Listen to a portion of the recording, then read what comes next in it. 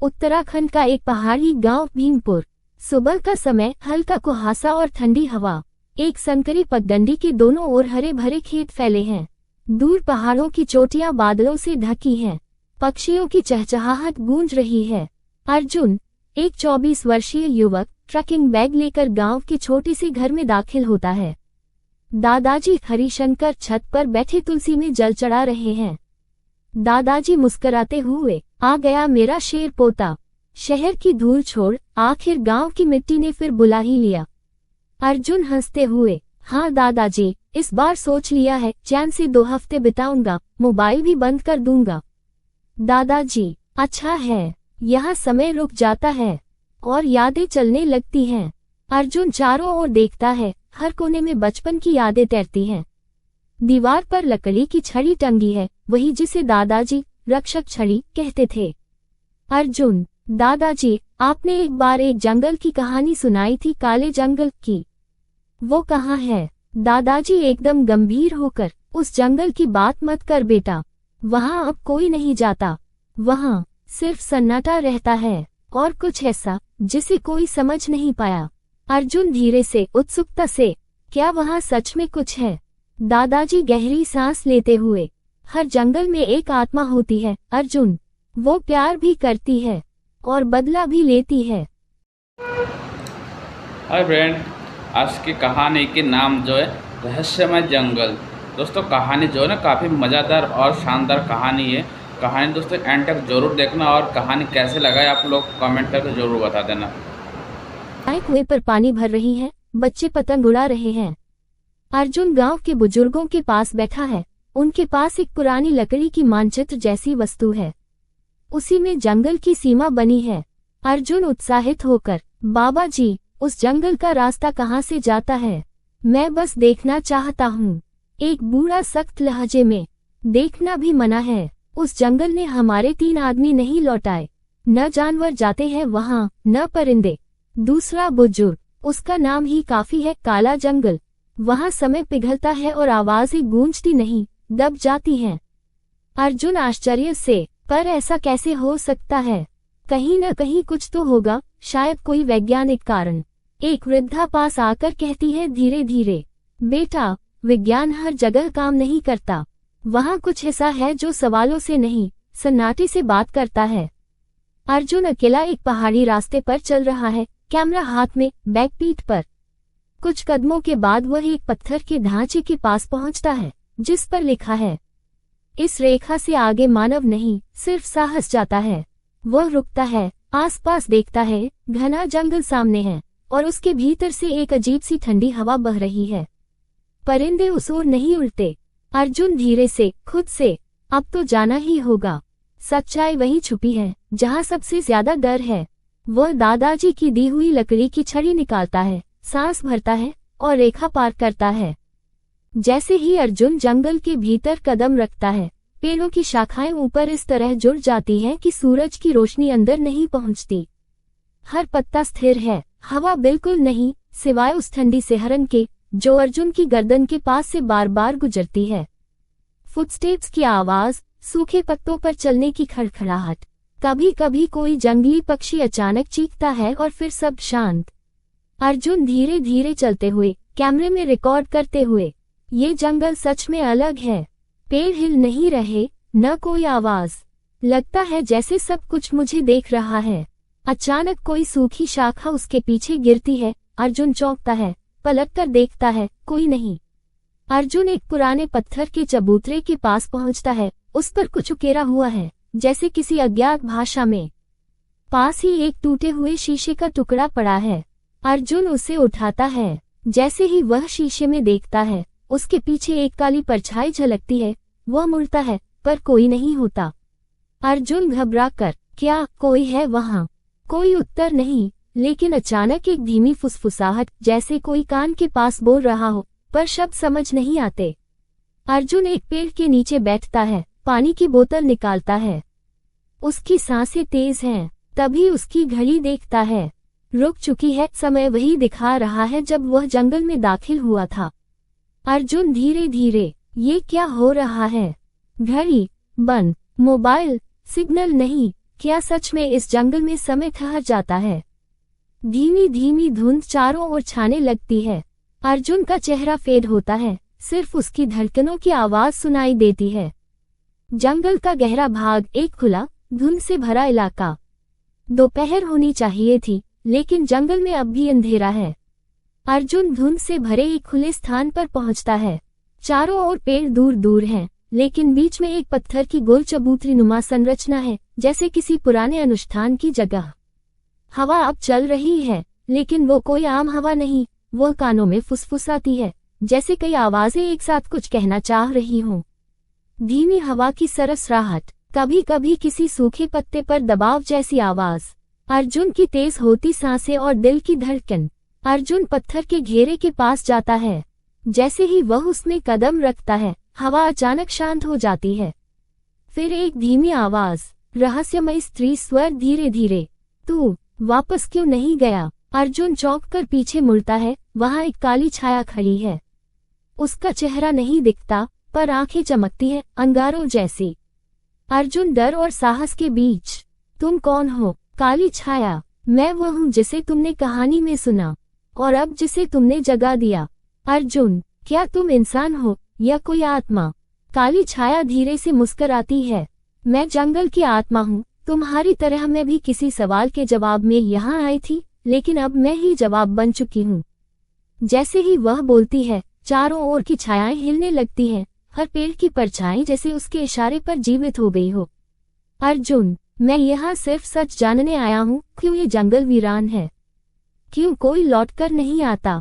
काली छाया गंभीर होकर, क्योंकि इंसान ने जंगल को धोखा दिया, प्रकृति का मजाक बनाया। अब ये जंगल किसी को माफ नहीं करता।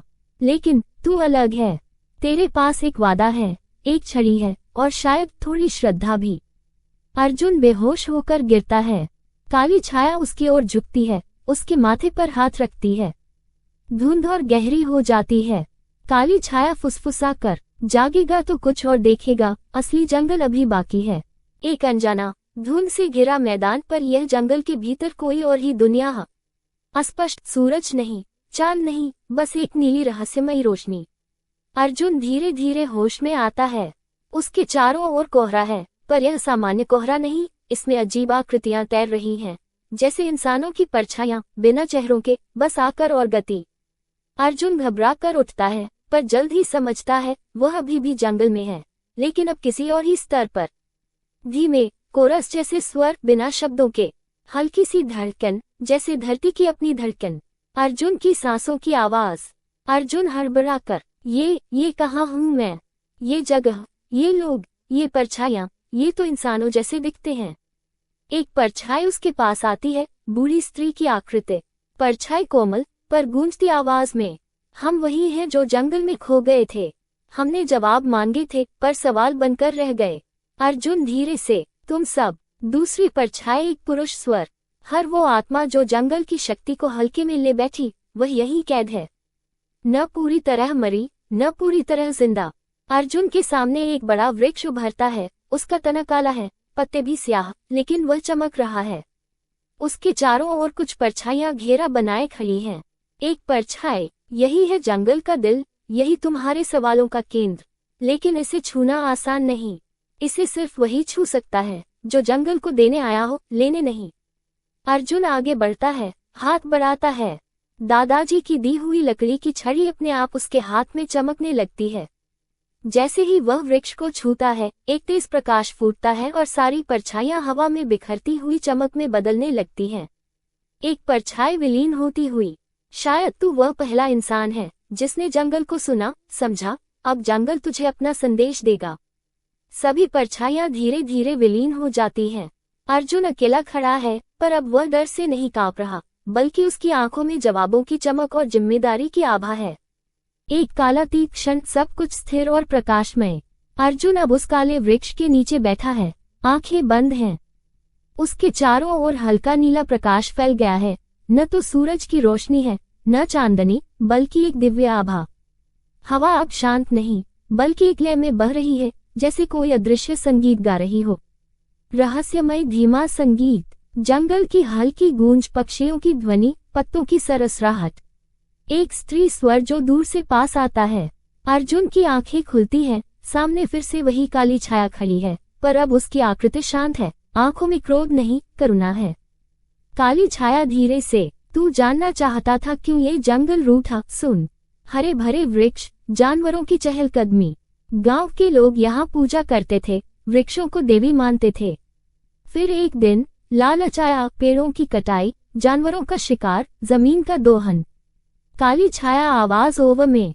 जब प्रकृति की पूजा करने वाले ही उसकी पीठ में छुरा घोंपने लगे, तब जंगल ने खुद को बंद कर लिया और मेरी आत्मा जाग गई। मैं अब इस जंगल की रक्षक बनी, पर रक्षक बनते बनते मैं कैद हो गई। अर्जुन आंखों में आंसू लिए। हमने जो किया उसके लिए मैं शर्मिंदा हूँ, लेकिन क्या अब कुछ बदला जा सकता है? काली छाया, बदलाव की शुरुआत एक से ही होती है।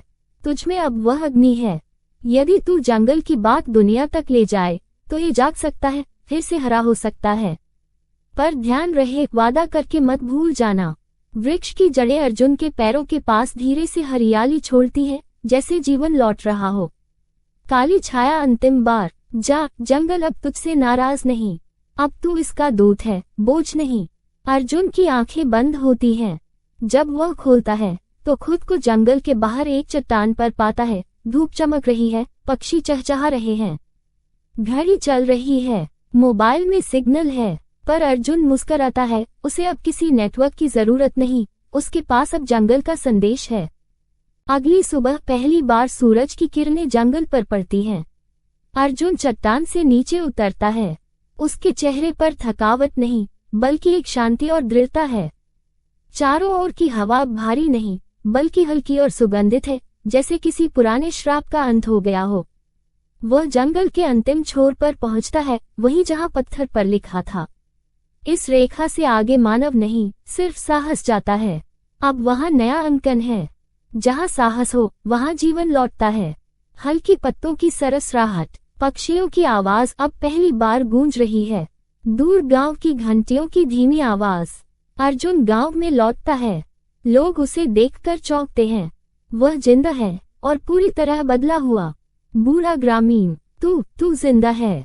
क्या जंगल ने तुझे छोड़ दिया? अर्जुन मुस्कुराते हुए शांत स्वर में, नहीं बाबा, जंगल ने मुझे स्वीकार कर लिया। दादाजी दौड़कर आते हैं, उसे गले लगाते हैं। दादाजी आंखों में आंसू लिए। मैं जानता था अगर कोई उसे समझ सकता है तो वो तू ही है। अब तू खाली नहीं लौटा, तू जिम्मेदारी लेकर लौटा है। कुछ दिन बाद गांव के चौपाल में अर्जुन गांव वालों को संबोधित करता है। पीछे एक बैनर है, प्रकृति पुनर्जीवन अभियान। वो बच्चों को वृक्षारोपण सिखा रहा है, युवाओं को जंगल संरक्षण की कार्यशालाएं दे रहा है। अर्जुन, वो जंगल वीरान नहीं था, हम थे। हमने उससे मुंह मोड़ा, पर अब अगर हम साथ चलें तो वह फिर से हरा होगा, फिर से हमारा होगा।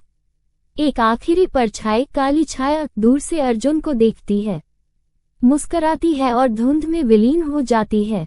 अर्जुन एक वृक्ष के नीचे बैठा अपनी डायरी में लिखता है, रहस्यमय जंगल अब रहस्य नहीं रहा, वह एक जीवित चेतना है जो बस एक इंसान के समझने की प्रतीक्षा में थी। 1 महीने बाद सुबह का समय, हल्की धूप और साफ नीला आकाश। गांव का नजारा अब बदल चुका है। जहां पहले लोग जंगल की ओर देखकर डरते थे, अब वहां एक छोटी सी पगडंडी बनाई जा रही है, जिसके दोनों ओर बच्चे और युवा पौधे लगा रहे हैं। कुछ लोग रंग बिरंगे कपड़ों में प्रकृति उत्सव मना रहे हैं, ढोलक की थाप, गीत और हर चेहरा आशा से भरा। अर्जुन अब गांव में एक मार्गदर्शक की तरह माना जाता है। वह दादाजी के साथ जंगल की ओर खड़ा है, जहां अब हल्की हरियाली लौटने लगी है। हल्की लोकगीत की धुन, बच्चों की हंसी, पक्षियों की चहचहाहट, संवाद। दादाजी मुस्कुराते हुए, कभी यहाँ सिर्फ डर था, अब देख, लोग उसी जंगल के गीत गा रहे हैं। अर्जुन धीरे से, डर तब तक रहता है जब तक समझ न हो। जंगल को हमने कभी समझा ही नहीं, अब वो हमें समझने का मौका दे रहा है। दादाजी, अब तू ही इसकी आवाज है। अर्जुन, अब ये जंगल। वीडियो आप लोगों को कैसे लगा है कमेंट करके ज़रूर बताना।